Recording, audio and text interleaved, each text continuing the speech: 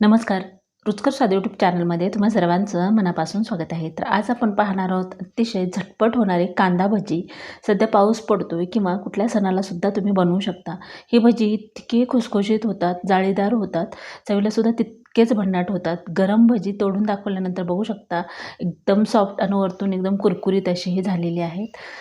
एकदम perfect recipe आहे, प्रमाणबद्ध सांगितले. चला तर रेसिपीला सुरुवात करूयात. तर इथं मी 2 वाट्या बेसनपीठ घेतलेलं आहे आणि विशेष म्हणजे दाबून हे बेसनपीठ घ्यायचं आहे. तुम्ही कुठलंही एक भांडं सेट करा, त्याच्यानुसार घ्या. अर्धा चमचा मीठ टाकून घेतलेलं आहे आणि आता आपण याच्यामध्ये ज्या वाटीनं पीठ घेतले त्याच वाटीनं पाणीसुद्धा मी मोजून दाखवते. तर इथे फुल भरून 1 वाटी घेतलेली आहे. तर अर्धी वाटी पाणी टाकून घेतले, अर्धी वाटी ठेवलेलं आहे. आता हे याच्यामध्ये मिक्स करून घ्यायचं आहे. पाण्याचं प्रमाण एकदम परफेक्ट सांगितलेलं आहे. पूर्ण पाणी आपण याच्यामध्ये टाकून घेऊया.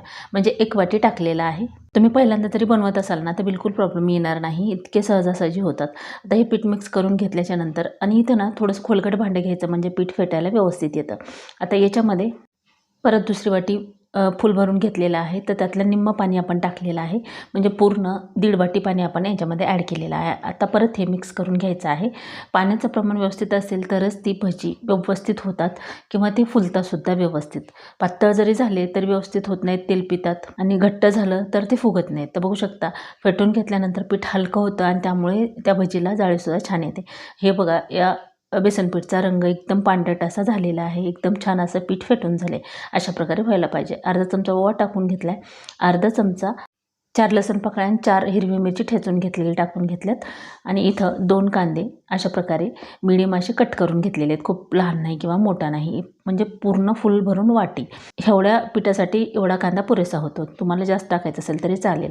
परत त्याच्यामध्ये चवीसाठी 4 हिरव्या मिरच्या अशा कट करून टाकल्यात आणि अर्धी वाटी कोथिंबीर टाकलेली आहे काड्यासहित. पाव चमचा हळदी पावडर टाकून घ्यायची आहे आणि पाव चमचाच लाल तिखट टाकून घेतलेला आहे चवीसाठी. आता हे सर्व साहित्य टाकल्यानंतर परत याच्यामध्ये अर्धा चमचा मीठ टाकून घेतलेलं आहे. आता हे परत आपल्याला मिक्स करून घ्यायचं आहे. याला काही जास्त वेळ फेटत वगैरे बसायची गरज नाही, फक्त थोडंसं मिक्स करून घ्यायचं आहे, म्हणजे पूर्ण कांदा किंवा कोथिंबीर सर्व साहित्य एकजीव होईल.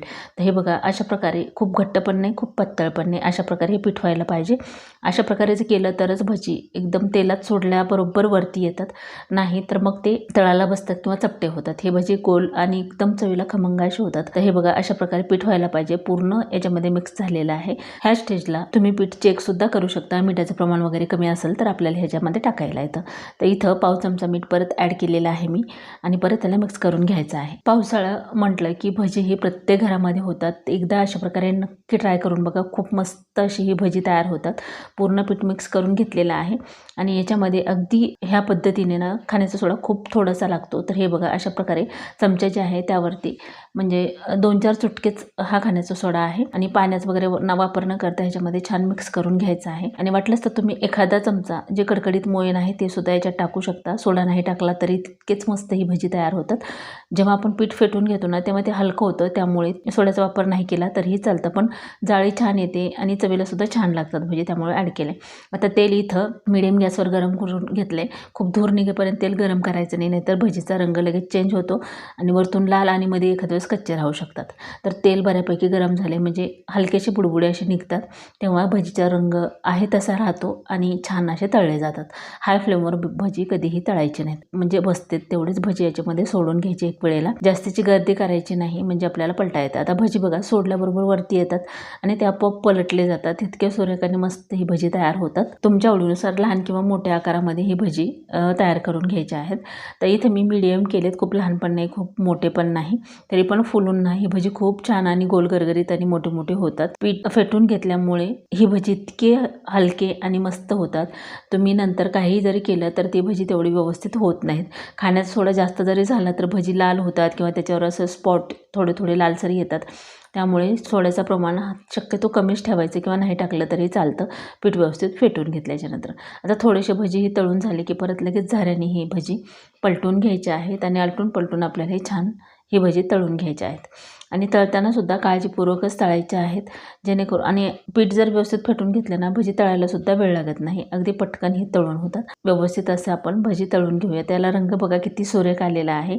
आणि असं पण ना हे पावसाचं वातावरण असल्यामुळे ना थोडा प्रकाशाचा इश्यू असल्यामुळे थोडंसं कधी डार्क कधी फेंट असं होतं. आता हे आलटून पलटून घेऊन आपण ही भजी तळून घेऊया. मीडियम गॅसवर भजीची एक बॅच तळण्यासाठी 5 ते 6 मिनिट आपल्याला वेळ लागू शकतो. तर अशा प्रकारे हे भजी छान तळून झालेले आहेत. बघू शकता किती सुरेख रंग आला आहे आणि दिसता क्षणी तोंडाला पाणी सुटेल, सुंदर दिसतात आणि चवीला सुद्धा तितकेच खमंग होतात. तर हे बघा, एकदम एकूण एक भजीला कलर किती सुरेख आलेला आहे, बिलकुल डार्क नाही किंवा मीडियम गॅसवर तळल्यामुळे अशा प्रकारे हा रंग येतो. तेलातून काढल्याबरोबर एकदम कोरडी भजी होतात. एखादा सेकंडसाठी गॅस मोठा करून ही भजी काढून घ्यायची आहेत. आता या चाळणीमध्ये टाकून घेतलेली आहेत. खाली एखादी प्लेट ठेवायची. अगदी गरम भजी आहेत, तर बघू शकता वरून एकदम कुरकुरीत, आतमध्ये एकदम छान अशी जाळी आलेली आहे आणि चवीला सुद्धा तितकेच खमंग अशी भजी झालीत. तर दुसरी पण बॅच आपण तेलामध्ये सोडून घेऊया. तर तेला सोडल्याबरोबर अशा प्रकारे वरती जर भजी तरंगत असतील समजायचं की पीठ आपलं परफेक्ट झालेलं आहे. त्यामुळे ही काळजी नक्कीच घ्यायची आहे आणि अशा प्रकारे भजी केली तर तुम्ही किती वेळा जरी बनवले तरी तुम्हाला सुद्धा कंटाळा येणार नाही आणि खाणाऱ्यांना सुद्धा येणार नाही. तर अशाच प्रकारे आपण सर्व भजी तयार करून घेऊया.